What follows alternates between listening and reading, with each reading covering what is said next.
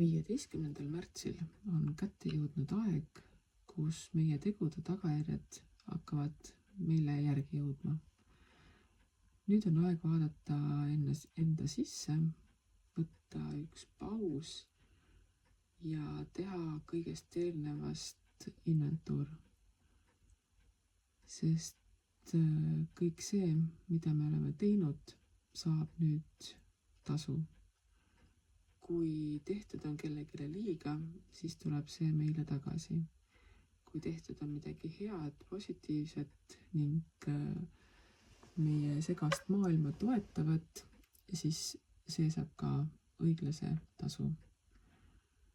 On mõistlik vaadata enda ümber, teha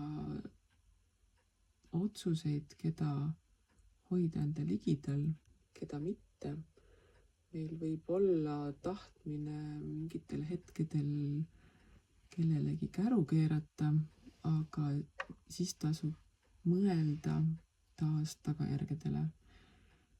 Praegu võib küll tunduda kellegile ärapanemine väga mõistlik ja tore otsus, aga pikas perspektiivis, kas see on minu jaoks ikka parim valik?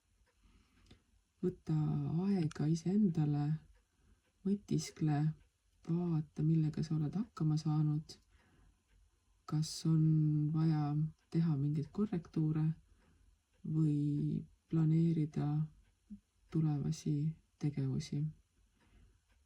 Igal juhul kõik teod saavad väärilise tasu ning on aeg natukene puhkust võtta ning enese sisemaailma korrastamisega tegeleda.